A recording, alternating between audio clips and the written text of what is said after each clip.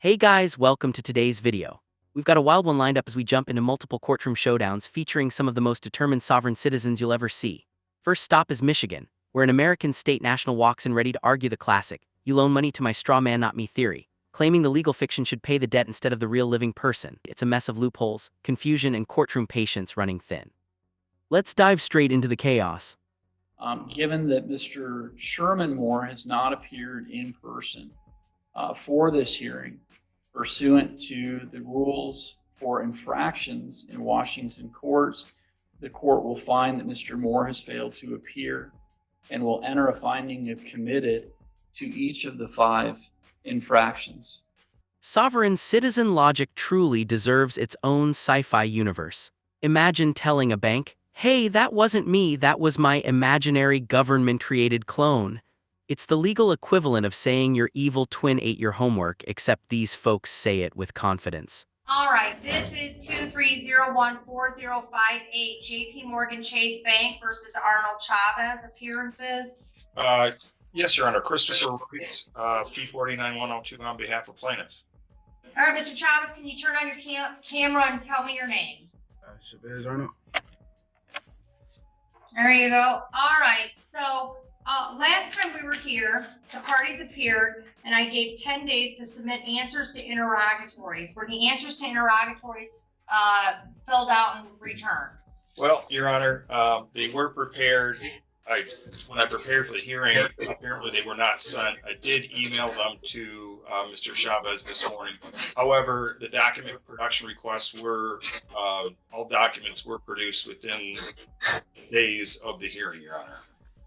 All right, so Mr. Chavez, do you have all of that now?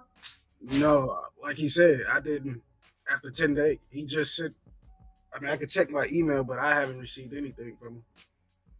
Did you receive all the documents you requested? No.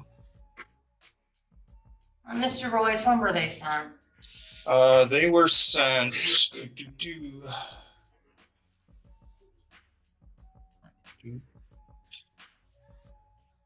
on August 30th. Make sure that I'm. No, we had a hearing on, maybe. I have that on 10/24. We were waiting for answers to interrogatories. Yeah, the interrogatories mostly related to whether there's compliance with the UCC and transfer of a note, and whether there was an assignment of debt, which of course there was not here. Were all the documents submitted? All documents, except for he had requested internal accounting records of Chase Bank, just generally, not specific. But the Chase Bank record relative to his account statements were provided. Okay. So, Mr. Chavez, what is the defense on this case? What is your defense? Well, I needed to see one of the documents. Well, my defense is that, I've been researching the law and, the powers of the banks. And it's more of a accuracy of the actual accounting that I'm trying to make sure and, make sure that everything is accurate. So it's not my intent to not pay anything, but I need to know, based off the accounting that I am paying what I'm supposed to be paying. And based off of what they're saying, your last payment, back on 5/15/23, you owe $3,398.36. And they're coming for $3,398.36. That was the balance on the card at that time. Like, that's why I asked questions, Your Honor. You say you gave them 10 days to send it to me. They didn't send it to me. I just got an email this morning. You're not disputing that you had the card, right?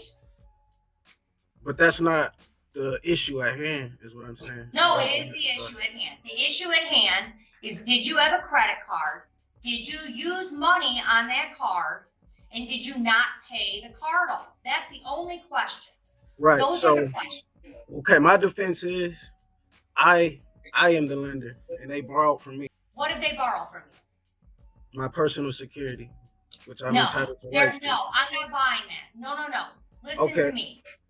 Listen. It's not about. I have it. This. I'm going by the law, Your Honor. I'm not just making No, up you're not anything. going by the law. You're making up the law as you go along. You Is took that- a credit card out. You agreed with that. And then you had a credit card. You used the credit card. You have a balance on the card. And you didn't pay on the card. They don't owe you anything.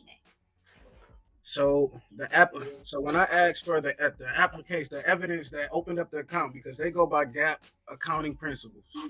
If my application opened up the account, that means there will be a credit on my account because that's a cash equivalent. That's what the law says. All right. Mr. Royce, I don't have a motion for summary disposition in the file. Yeah, we talked about that last time, and I was going to file one, but this hearing was a little bit too early. The motion would have had been filed the next day, so I did not get that out.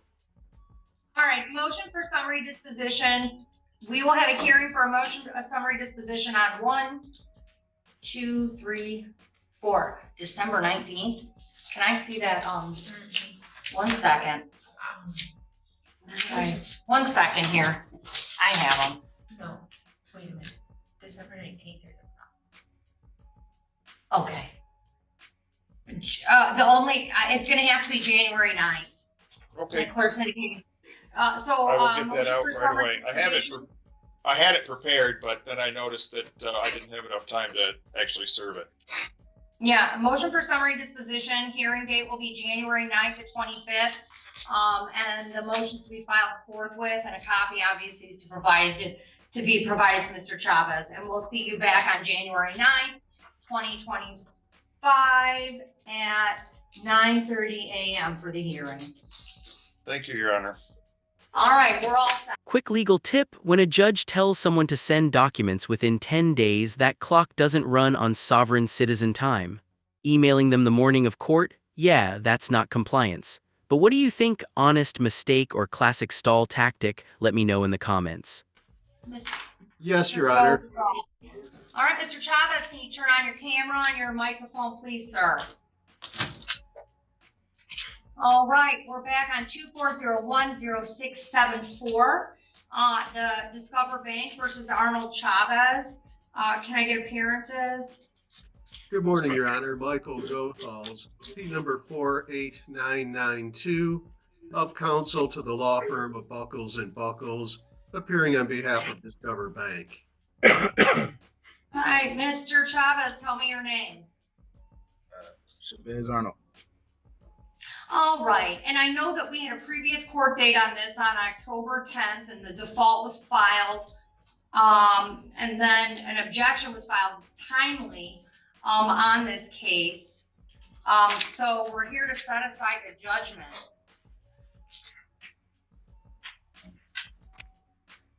What's your motion, Mr. Chavez? Well, that day, Xfinity. I have Xfinity internet, and they was working in my area. I have proof of. I talked to them in the chat. They confirmed it, and I have they gave me a bill credit for the inconvenience, so that's why I wasn't able to attend because I was having problems with my internet. All right, and just so you know, Mr. Goethals, we did have notice that he had contacted the court and that he was unable to get on that day. Oh, he contacted the court on October 10th? I'm not sure if it was on October 10th, but it was shortly thereafter. If it wasn't October 10th, that he was having internet issues and could not get on. So, here's what we're doing. I'm assuming, Mr. Chavez, do you have a defense on this case? I just want to go through the due process. Internal accounting records? That's like asking McDonald's for their secret recipe, payroll logs, and the CEO's bank statements just because you bought a Big Mac. Courts allow relevant records, not a behind-the-scenes tour of a national bank. Okay. All right. Here's what we're going to do. I'm setting a date. So what do we need discovery on this? What, Mr. Gothal, so this is a credit card bill. Yes, Your Honor, a Discover card. All right, and this is Discover Bank, so there's no issue as to whether or not it's transferred hands. No, Your Honor, we represent the original creditor. All right, and I see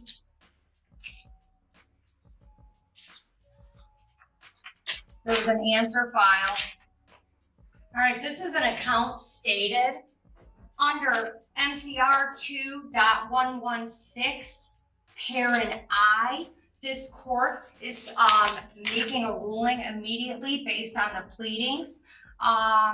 The answer from Mr. Arnold indicates that he does not dispute that the card was taken out.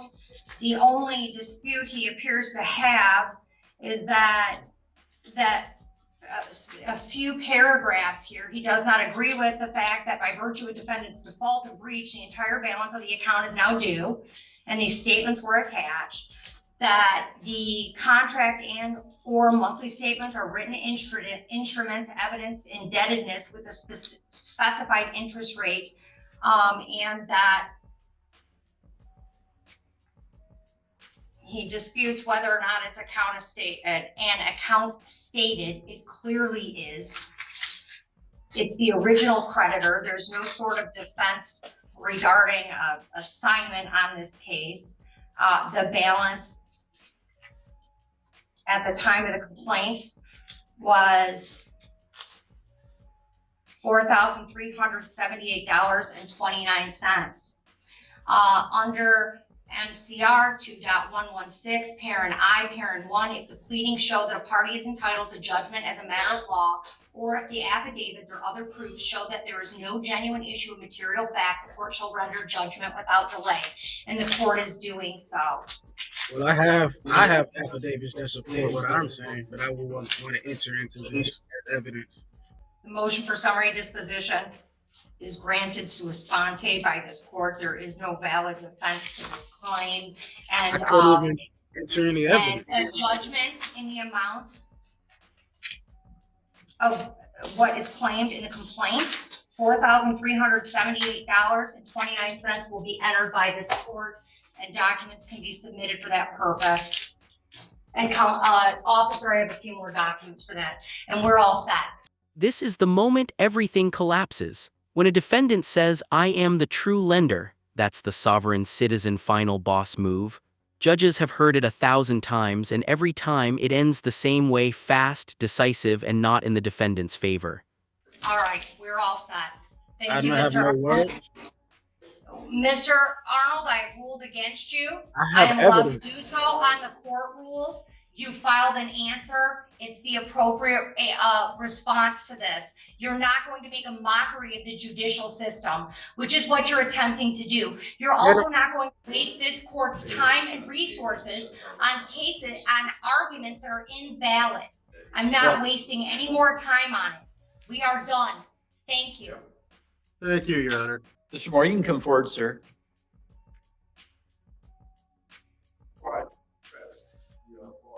Yeah. Oh. Okay. Are you Sherman Moore? I am not. You're not. Okay. And so are you appearing on Mr. Moore's behalf? Yes, Okay. I am, yes, here for that matter to handle the matter that's at hand. Okay. And are you an attorney, sir?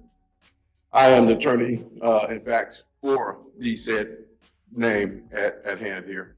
Okay, so you are an attorney representing Sherman Moore? Yes, I will be handling the case for Mr. Moore. Okay. And are you licensed by the state of Washington to practice as an attorney? I am not licensed or a bar member or a lawyer or anything of the such, but I am here as a beneficiary executive. Okay, before I respond, let me see if the city takes any position. Mr. Gunderson, is the city taking any position on the representation of Mr. Moore in this matter? I don't even know if you're appearing on behalf of the city in this matter. Good morning, Your Honor. Will Gunderson, prosecuting for the city. Your Honor, the city does typically appear for the contested hearings in which officers have been subpoenaed. Was an officer subpoenaed in this matter? Yes. Your Honor, the officer is present. Officer Berglund is here. Your Honor, my position at this point is to request a short continuance in this case. The basis being I rely on the Judicial Information System, or JABS, review that information relevant to the particular case. Within the last 20 minutes, JABS database has gone down. Oh. And I see that now. do you take a position on the representative of Mr. Moore appearing in his stead this morning for purposes of the hearing? Your Honor, ultimately, the city would defer to the court on whether or not the individual is present is allowed to act on behalf of the defendant.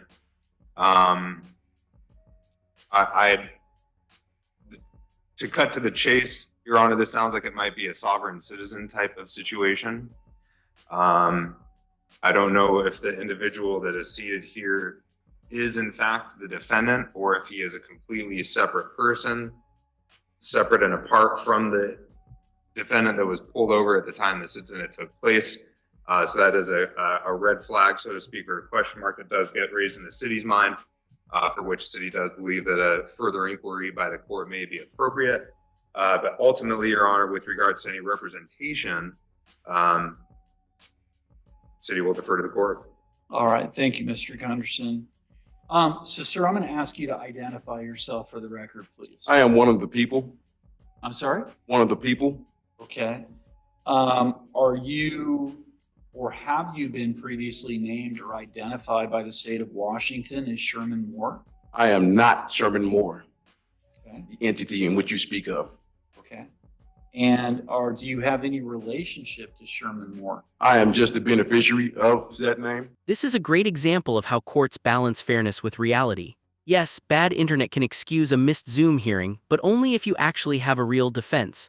And I just want due process is not a defense, it's a vibe. And vibes don't win lawsuits. Stick around because what comes next exposes exactly why this tactic always collapses. Okay. Well, the problem that we have here is that at this point, based upon the record that I have before me, sir, you are not authorized to represent Mr. Moore as an attorney in this matter because you are not a licensed attorney by the state of Washington. And at this point in time, based on the record, Mr. Moore has not appeared in... Oh, he's right here, sir. Sherman Moore is right here.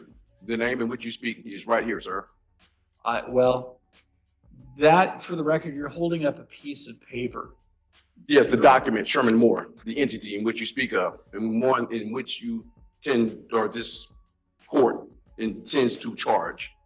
So I am just the beneficiary of said entity.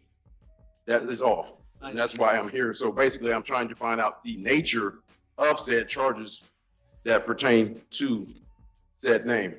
Sure, certainly. Is this a criminal or a civil matter is what I'm trying to figure out here, sir. This is a civil matter.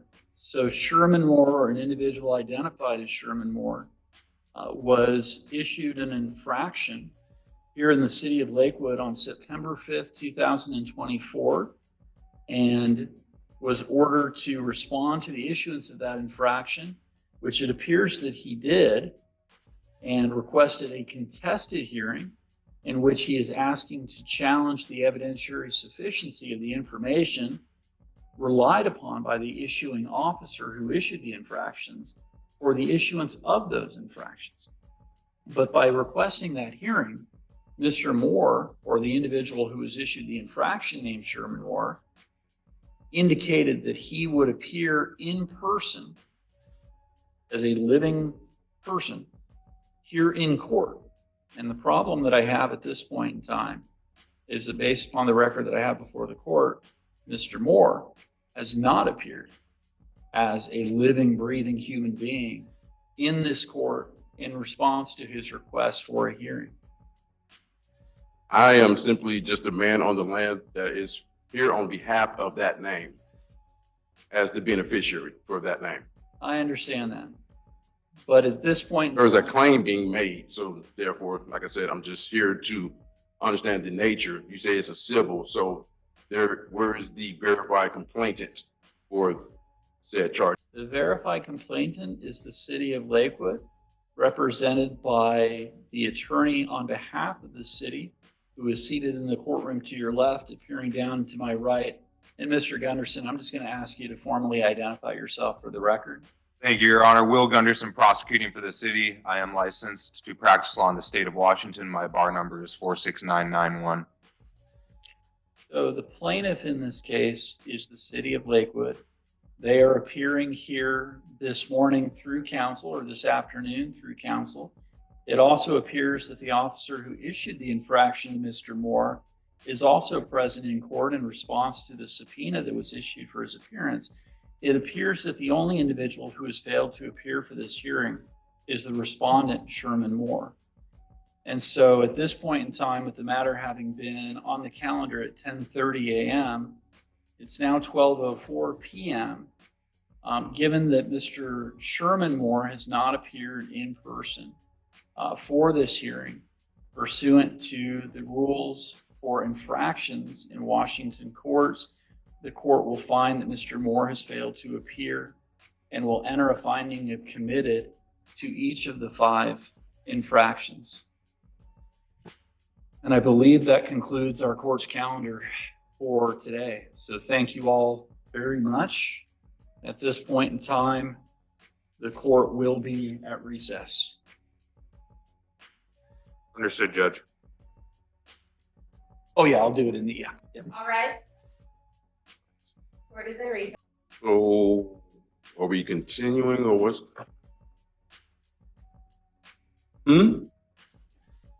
Based off of what grounds of what? Mr. Moore did not. Sherman Moore is here. I am the man of the Moore, Sherman of the Moore family. I am not the entity in which you speak of.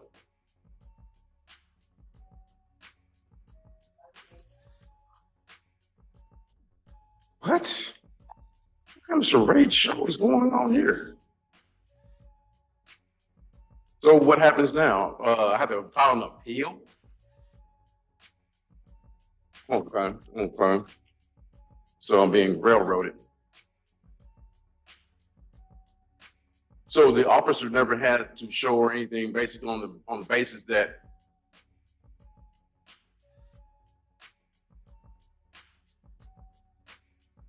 so the witness or the subpoena I never got to cross-examine.